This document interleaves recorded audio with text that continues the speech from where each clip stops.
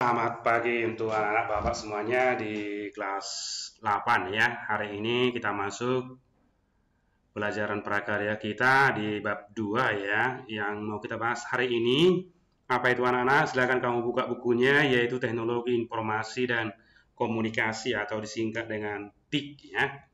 Oke, apa-apa saja yang perlu kita bahas di situ anak-anak? Kita lihat dulu yang bagian A, Sejarah Teknologi Informasi dan Komunikasi. Yang B, Media Penghantar Komunikasi.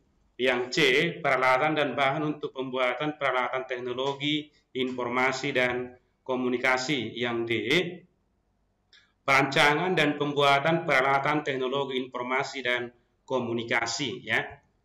Oke, sekarang kita mulai dulu yang bagian A, Sejarah Teknologi Informasi dan Komunikasi ya. Nah, kalau udah bicara sejarah di sini anak-anak, kita akan belajar tentang keadaan bagaimana dulu manusia ini ya, zaman dahulu untuk berkomunikasi dengan sesama manusia yang lain ya. Kita akan ingat dulu dari pelajaran sejarah, yaitu bagaimana manusia purba meninggalkan pesan ya kepada sesamanya, yaitu boleh dengan bahasa isyarat, boleh juga berupa gambar atau lukisan-lukisan di tempat-tempat mereka tinggal. Contoh misalnya, kalau dalam gua dia berarti melukiskan gambar-gambar dalam gua. Nah, gambar itu adalah merupakan suatu pesan atau komunikasi seseorang kepada orang lain ya. Itu yang dimaksud dengan yang namanya cara berkomunikasi ya. Nah, seiring perkembangan zaman, komunikasi itu terus bergerak ya.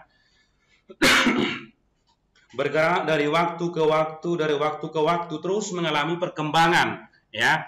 Nah, sebelum masuk ke situ, karena materinya tadi masalah sejarah, maka kita lihat dulu batas-batas atau periode-periode sampai batas mana yang namanya komunikasi itu mulai tercatat ya, atau ada dalam tulisan sejarah.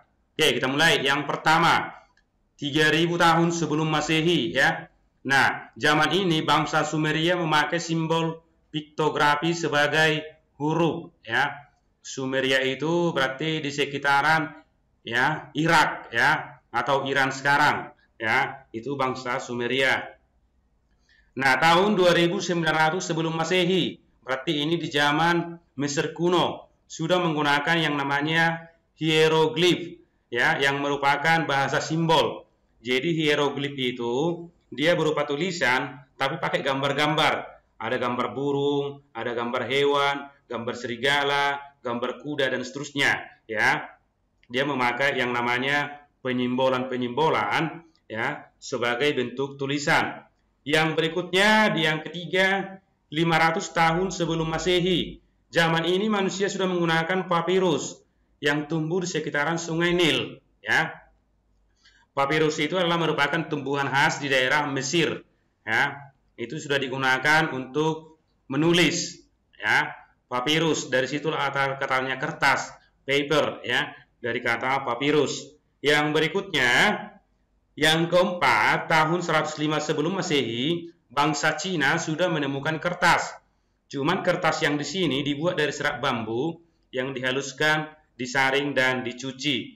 Nah, itulah zaman-zaman dahulu perkembangan yang namanya teknologi komunikasi, mulai dari yang primitif, berkembang seiring perkembangan zaman, perkembangan kemampuan manusia berpikir, maka teknologi komunikasi itu semakin lama semakin berkembang ya.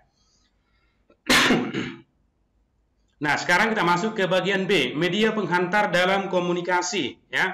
Nah, kita dalam berkomunikasi boleh menggunakan atau memakai media-media, apa aja alatnya ya. Apa-apa aja alatnya, ini yang mau kita bahas hari ini. Media komunikasi masa lalu atau kuno ya.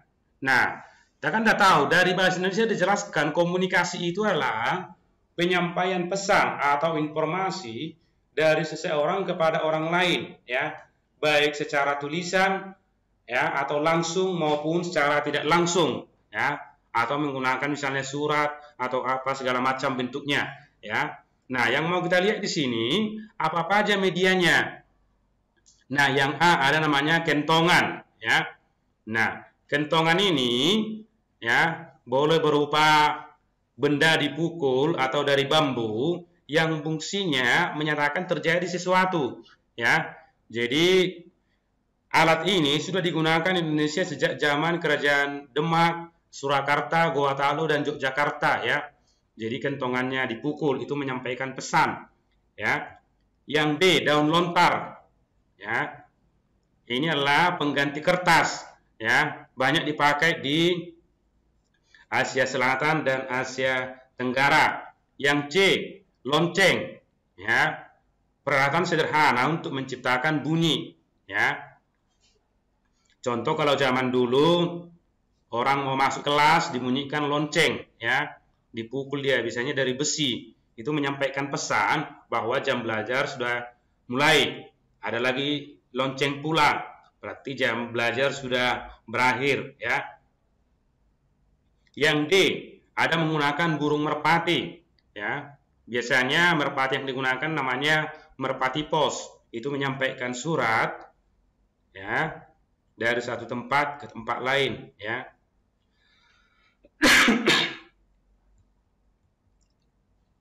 Yang E, ada menggunakan prasasti, ya. Apa itu prasasti? Piagam atau dokumen yang ditulis pada bahan keras yang tahan lama, contohnya di batu, ya. Jadi zaman-zaman kerajaan misalnya Singosari, Majapahit, kita kenal ada namanya prasasti-prasasti atau tulisan-tulisan kuno, ya. Yang F, trompet dari tanduk hewan. Nah, trompet ini biasanya, ya, dibunyikan kalau ada acara-acara keagamaan atau misalnya ada pergerakan pasukan atau berperang, menyatakan mulai perang atau mundur, digunakanlah yang namanya trompet. Itu juga sebagai alat penyampai pesan, ya.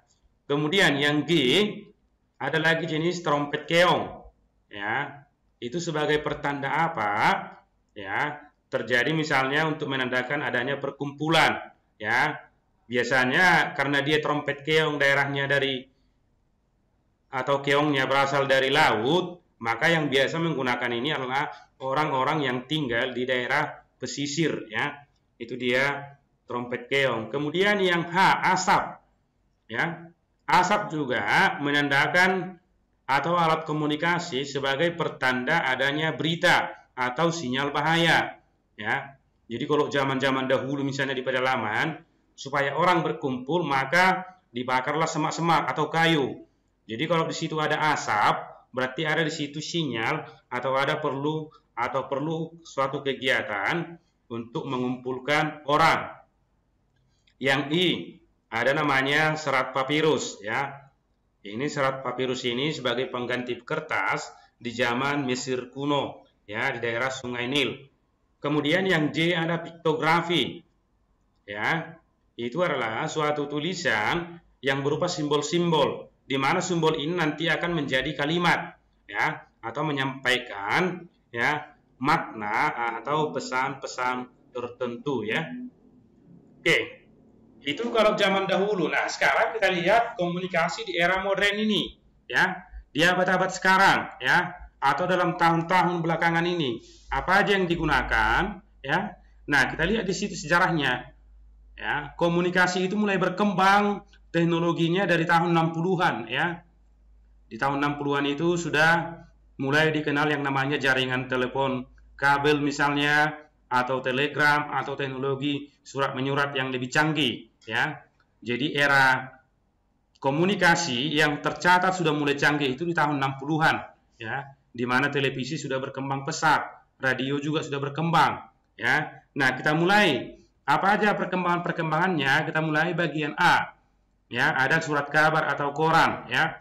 Nah, ini sebetulnya surat kabar sudah dikenal orang di zaman Kekaisaran Romawi kuno, ya. Tahun 59 sebelum Masehi.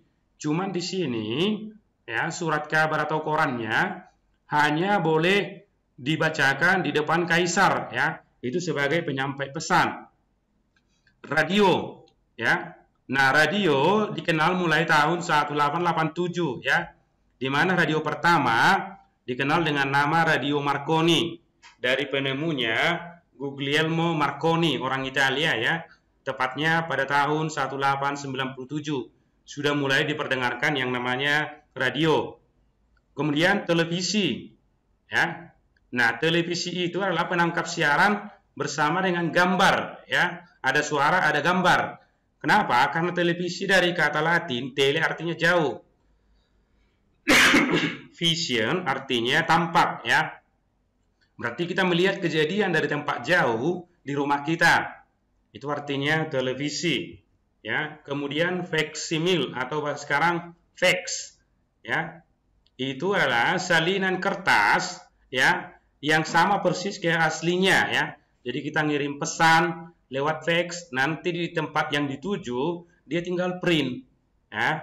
Maka aslinya kelihatan langsung. Itu namanya faksimil, ya. Yang telepon, ya. Telepon merupakan alat komunikasi yang dapat mengirimkan pembicaraan melalui listrik, ya. Nah, telepon ini biasanya menggunakan telepon kabel, ya. Jadi makanya zaman dulu, ya, setiap rumah yang kemampuan ekonominya sudah mencukupi memakai telepon rumah, ya. Jadi telepon rumah itu menggunakan kabel, ya. Jadi dari satu rumah ke rumah lain bisa menggunakan telepon rumah, namanya telepon, ya. Kemudian yang terakhir handphone, HP, ya. Nah, era perkembangan HP atau era digital dimulai pada tahun 1973, ya. Sudah menggunakan handphone, ya.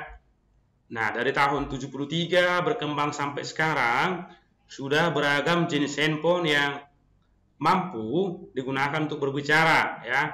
Mulai dari telepon biasa sampai telepon pintar, ya.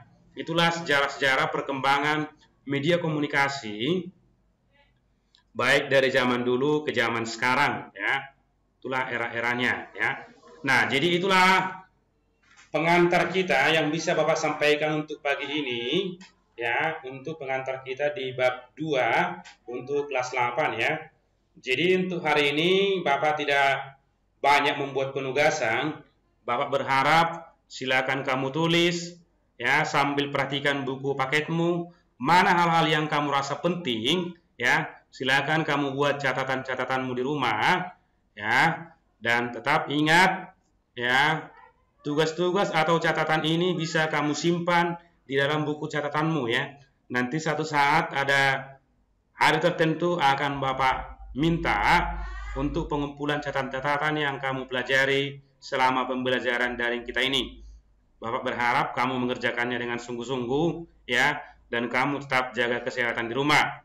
Itu saja yang bisa Bapak sampaikan untuk pagi ini.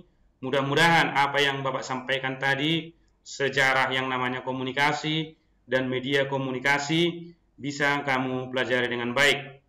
Ya, itu saja untuk pagi ini. Terima kasih.